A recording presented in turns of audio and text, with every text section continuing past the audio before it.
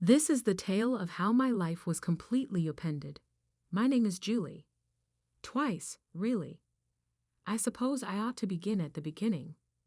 Larry and Joanna David, my devoted parents, welcomed me into the world in a little suburban town. My mother was a nurse, and my father was a journalist.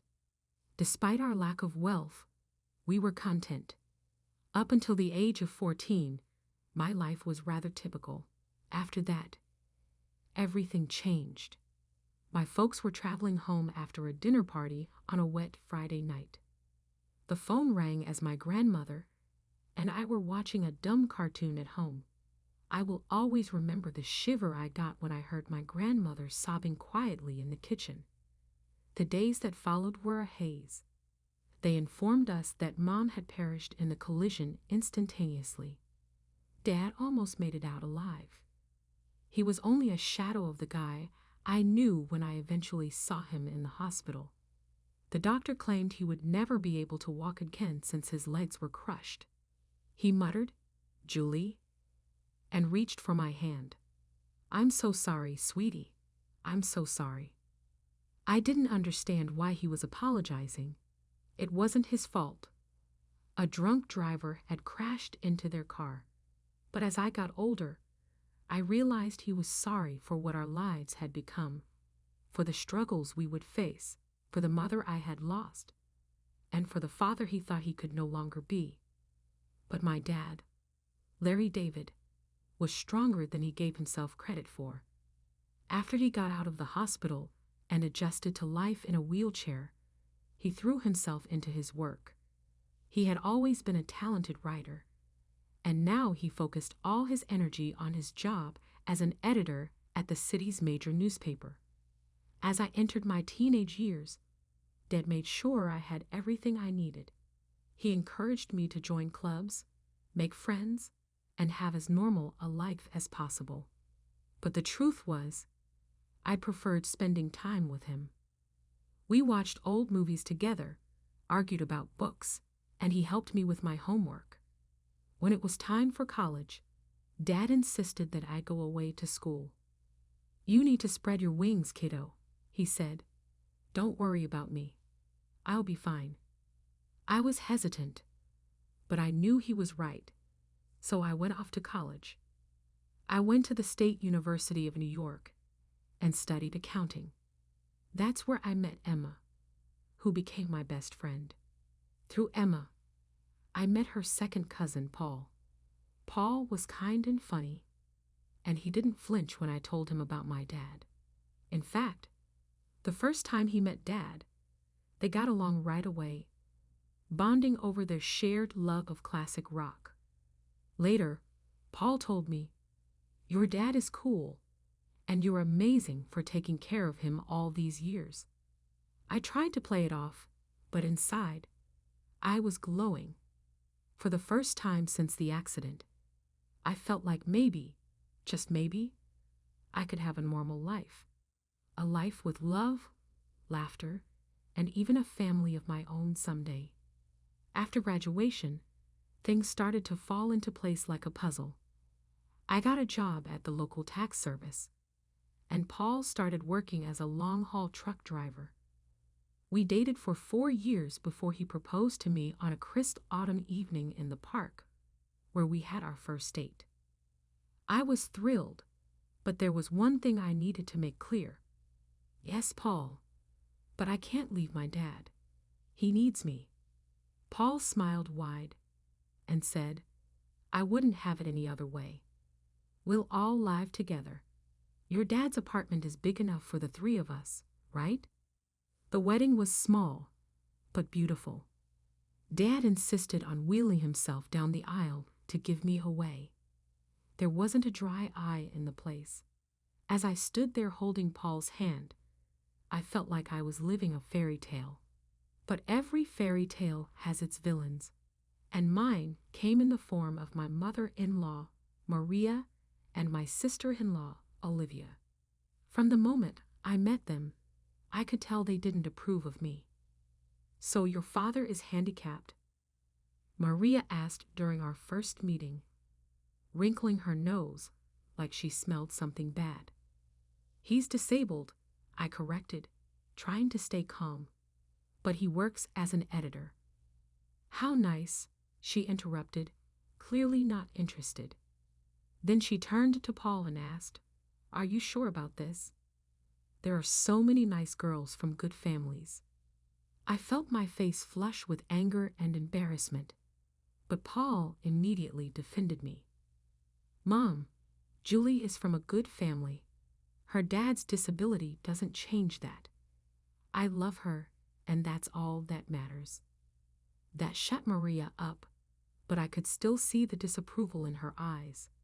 Olivia, following her mother's lead, was just as cold towards me. After the wedding, true to his word, Paul moved in with Dad and me, and our life settled into a comfortable routine. I'd go to work at the tax office while Paul was on the road for days at a time. When he was home, we'd all have dinner together. But whenever Maria and Olivia visited, the atmosphere in our home changed.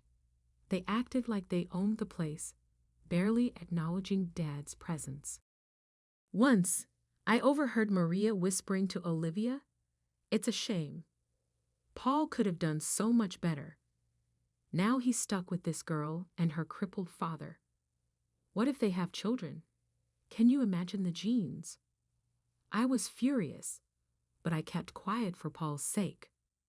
I tried to keep the peace, but it was getting harder and harder. One evening, after a particularly tense visit from Maria and Olivia, I broke down in tears.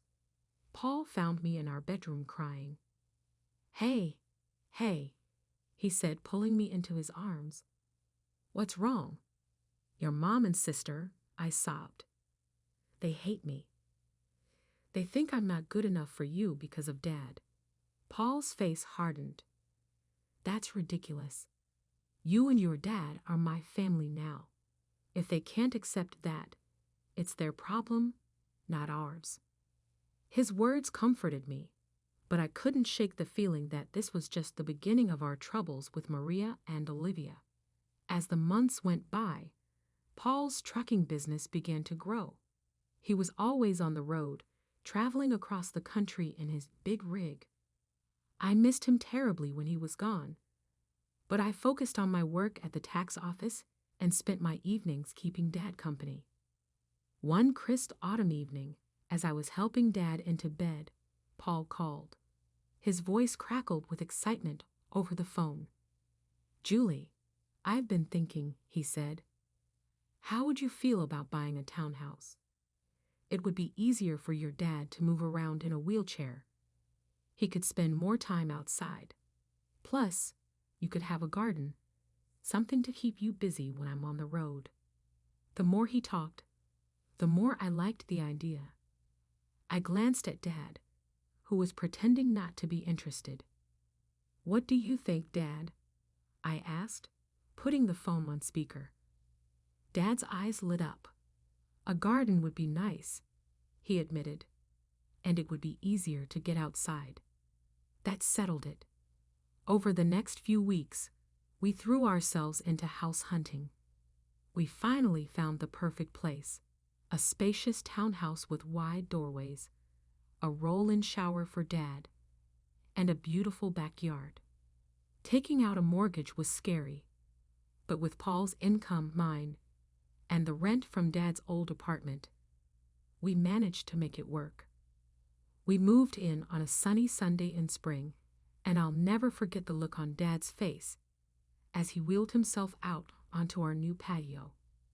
"This is perfect, sweetie," he said, his eyes misty. "Thank you." We spent the next few months settling in and making the place our own.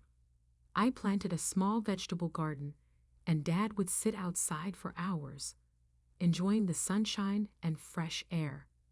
It was peaceful, almost perfect. Then we decided to have a housewarming party. We invited friends, colleagues, and yes, even Maria and Olivia.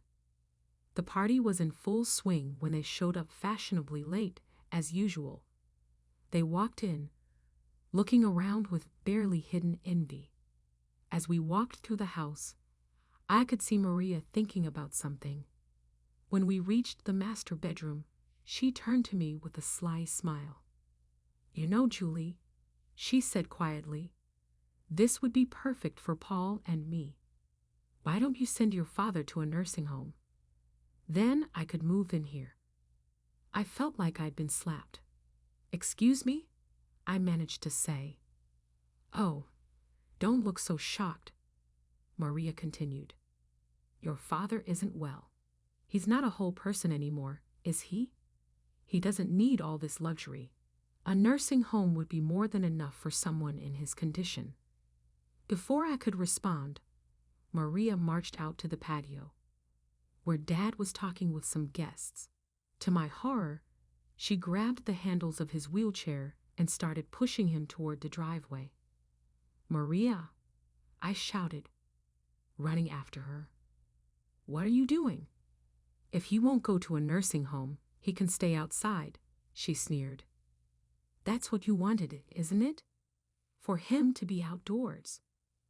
I was shaking with rage and disbelief. Thankfully, Paul heard the commotion and came running. His face turned red with anger when he saw what his mother was doing. "Mom," he yelled, "what the hell are you doing? Let go of Larry's chair right now." Maria looked shocked by Paul's tone, but honey, I don't want to hear it. Paul cut her off. "You and Olivia need to leave now." After they left, Paul apologized over and over to Dad and me. "I'm so sorry," he said, his voice breaking. "I had no idea she would do that. I'm just so sorry." Dad reached out and patted Paul's hand. "It's not your fault, son," he said gently. "Some people just can't understand." Life settled into a new routine after that incident. Maria and Olivia kept their distance, which was fine with me. Paul focused on his work, taking on more long-haul routes to help pay for our new home. I split my time between my job at the tax office, taking care of our home, and looking after Dad. 4 years passed quickly. Our life became comfortable and predictable. Paul was on the road most of the time, but when he was home, our little family was happy.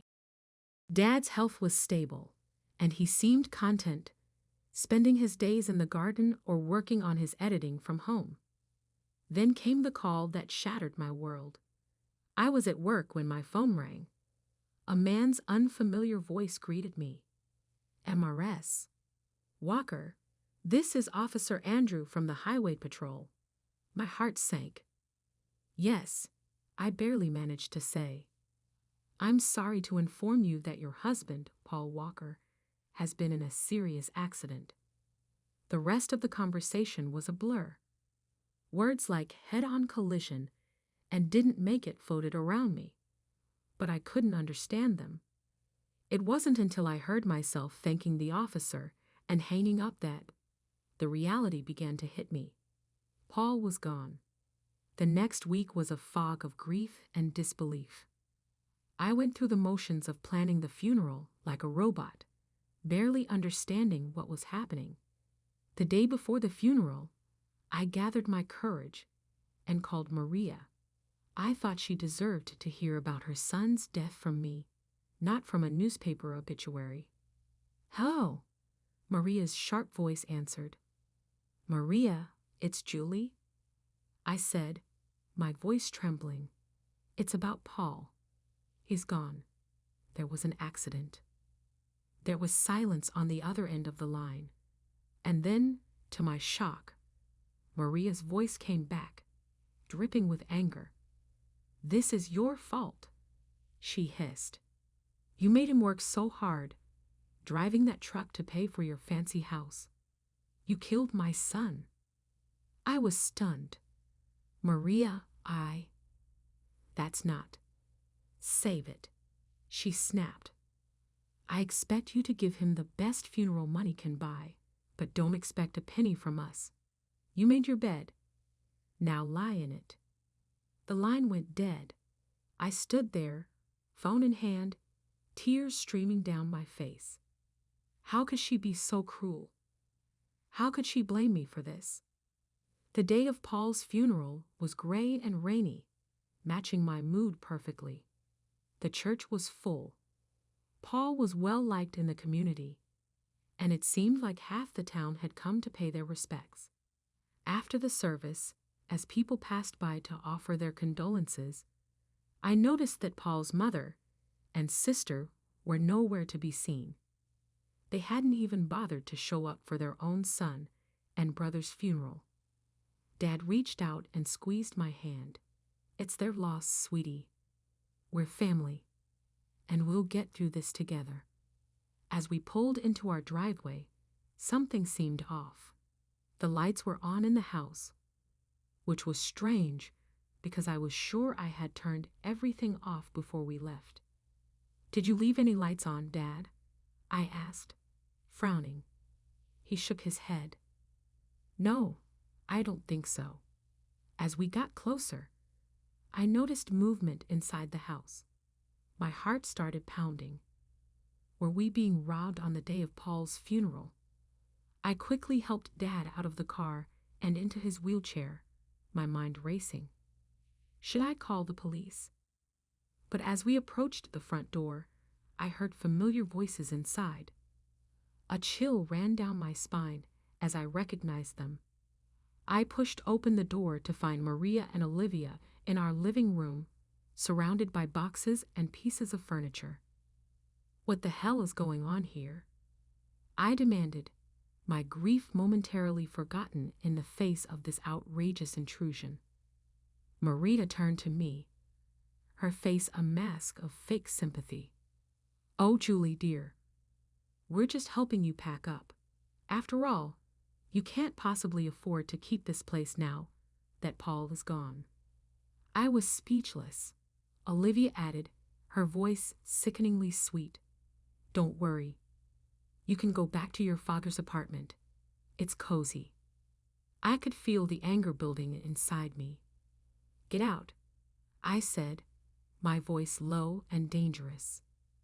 "Get out of my house right now." Maria had the nerve to look offended.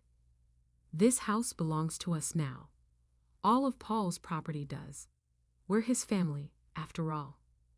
"Like hell you are," I exploded. "Where were you today? At his funeral? Oh, that's right. You couldn't be bothered to show up." Maria waved her hand dismissively. "We were busy making arrangements. Now be a good girl and start packing. We'll meet you out by tomorrow." I couldn't believe what I was hearing. These women hadn't shed a tear for Paul, hadn't even attended his funeral, and now they were trying to kick us out of our home. "I'm calling the police," I said, pulling out my phone. Maria and Olivia exchanged worried looks. They clearly hadn't expected me to fight back. "Now, Julie," Maria began, but I cut her off. "No, you have exactly 10 minutes to get out of my house before I call the cops. This is my home. Paul and I bought it together. You have no right to be here." Maybe it was the steel in my voice or the fire in my eyes, but Maria and Olivia finally realized they had gone too far. They gathered their things and left, but not before Maria turned to me with a sneer. "This isn't over, Julie. You'll be hearing from our lawyers." The days after Paul's funeral were a blur of grief, anxiety, and paperwork. I threw myself into sorting out Paul's affairs, partly to keep busy, and partly out of fear that Maria and Olivia would try to take what wasn't theirs. A week after the funeral, I received a call from a local law firm. My heart pounded as I answered the call, afraid it was Maria following through on her threat of legal action.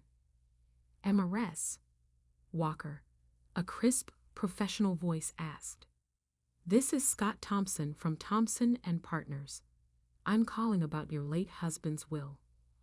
I felt a small flicker of hope. "His will? I didn't know he had one." "Yes, Mom. Mr. Walker came to see us about 5 months ago. He asked that we contact you in the event of his passing. I scheduled an appointment for the next day, my mind spinning. Why hadn't Paul told me about this? What did it mean? The next morning, I wheeled Dad into Mr. Thompson's office. The lawyer greeted us warmly, his kind eyes crinkling at the corners. "MRS. Walker, Mr. David, thank you for coming in," he said, gesturing for us to sit near his desk. "I'm sorry for your loss." Mr. Thompson opened a file on his desk. "Now, as I mentioned on the phone, your husband came to see us to draft his will. He was very clear about his wishes." I held my breath as Mr. Thompson began to read. "I, Paul Walker, being of sound mind, do hereby leave all my worldly possessions to my beloved wife, Julie Walker." I gasped, and Dad's grip on my hand tightened. Mr. Thompson continued, "This includes our home, my truck, and all our savings.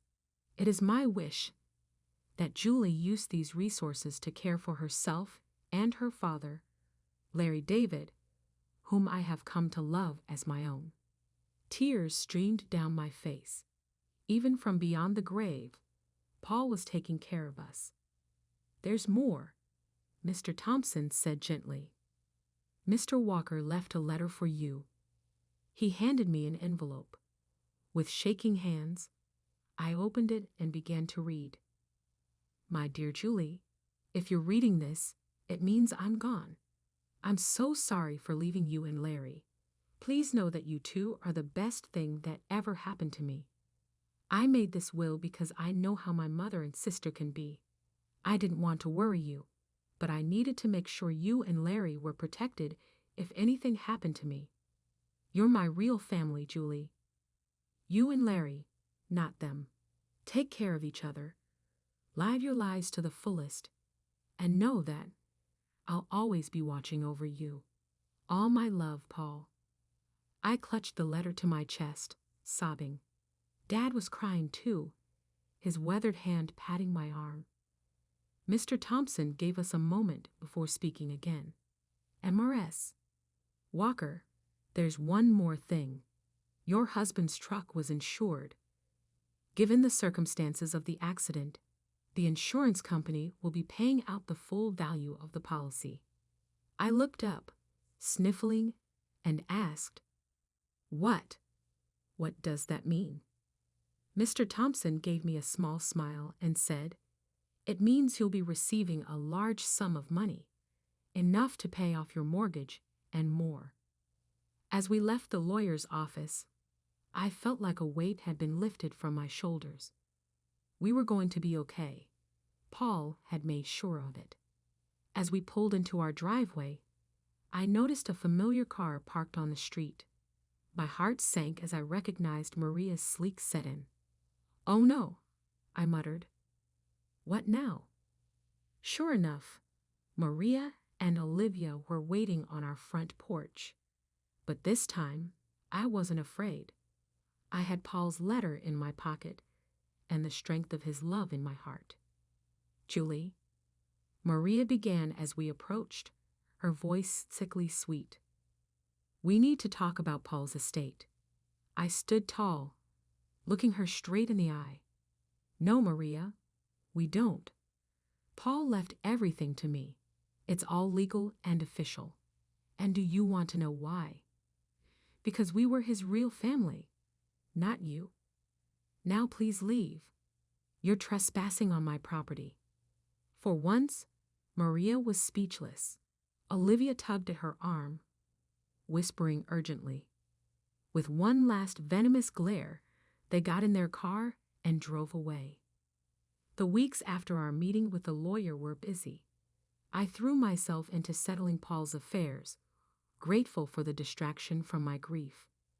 The insurance payout came through, and just as Mr. Thompson had said, it was enough to pay off our mortgage with plenty left over. One afternoon, as I was going through Paul's desk, I found a small notebook. Curious, I opened it and saw pages filled with his messy handwriting. It was a journal of sorts, full of his thoughts and plans for our future. Thinking about starting a college fund for our future kids, one entry read, "Want to make sure they have the best start in life." My heart clenched.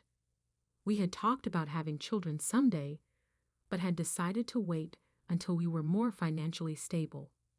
Now, reading Paul's private hopes and dreams, I felt a fresh wave of grief wash over me. "Oh, Paul," I whispered, holding the notebook close. We had so many plans. That night, I tossed and turned, unable to sleep. My mind kept drifting to the journal, to the future we'd never have. When I finally drifted off, I dreamed of Paul. He was smiling, holding out his hand to me. "It's okay, Julie," he said in my dream. "Everything's going to be all right." I woke up the next morning feeling different. I couldn't quite figure out what it was, but something had changed. As I got ready for work, a wave of nausea hit me, and I barely made it to the bathroom in time. The morning sickness didn't go away in the days that followed. At first, I thought it was just stress and grief, but a small voice in the back of my mind suggested something else. After a week of this, I found myself in the pharmacy, staring at pregnancy tests. With trembling hands, I bought one and hurried home. The 5 minutes I waited for the result felt like the longest of my life. When I finally looked at the test, there were 2 clear blue lines. I sank to the bathroom floor, overwhelmed by a mix of emotions: joy, fear, grief, and hope all swirling together. "Julie," Dad's voice came through the door. "Everything okay in there?" I opened the door, tears streaming down my face. Dad's expression changed from concern to alarm. "What's wrong, sweetie?" he asked. I held up the test, my hand shaking. "I'm pregnant, Dad." I fell into his arms, sobbing. He held me, stroking my hair like he used to when I was a little girl. "It's okay," he murmured. "It's going to be okay. You're not alone, Julie. And this baby is a gift. A piece of Paul that will live on." His words hit me deeply. This baby was a part of Paul, a continuation of our love. Suddenly, the fear began to fade, replaced by a strong determination. "You're right," I said, wiping my eyes. "This baby is a gift, and we're going to be okay." Dad smiled, his eyes crinkling at the corners. "That's my girl. Now, let's get you something to eat. You're eating for 2 now, after all." As we headed to the kitchen, I felt a sense of hope growing inside me. The road ahead would be challenging, but with my father by my side and Paul's child growing inside me, I knew we could face anything. As my belly grew with our child, I found strength I never knew I had. Dad was my rock, always there with a kind word or a helping hand. We settled into a new routine, just the 2 of us, eagerly waiting for the arrival of the newest member of our little family. One sunny afternoon, as I was tending to the garden Dad and I had planted together, I heard a car pull up. My heart sank as I recognized Maria's Sedan. What could they possibly want now? I walked to the front of the house, one hand instinctively resting on my swollen belly. Maria and Olivia stood on our porch, looking both uncomfortable and slightly desperate. "Julie," Maria began, her voice missing its usual sharpness, "we need to talk to you." I raised an eyebrow but said nothing, waiting for her to continue. Olivia spoke up, her eyes darting around nervously. "We've hit some hard times. We were wondering if we could stay in your father's old apartment, just until we get back on our feet." I couldn't believe what I was hearing. After everything they had put us through, they had the nerve to ask for more. "I'm sorry," I said, my voice firm but calm. "That's not possible. I don't want to communicate with you anymore." Maria's eyes narrowed as she noticed my pregnant belly. Her face twisted with shock and disgust. "You're pregnant," she spat. "Already? You little prostitute. I can't believe you've already found a new man. Paul's body isn't even cold in the ground." I felt a surge of anger, but I pushed it down. I didn't bother explaining that it was Paul's child. I didn't want my baby to have such a grandmother and aunt. Instead, I smiled, a small, secretive smile that seemed to unsettle Maria even more. Calmly, I responded, "My personal life is none of your concern. Now, I think it's time for you to leave." Maria seemed to want to say more, but she must have been put off by my reaction. She grabbed Olivia's arm and pivoted on her heel. I had a wave of calm as I watched them drive away. I had maintained my dignity, defended my family, and stood my stand. Paul would have been pleased.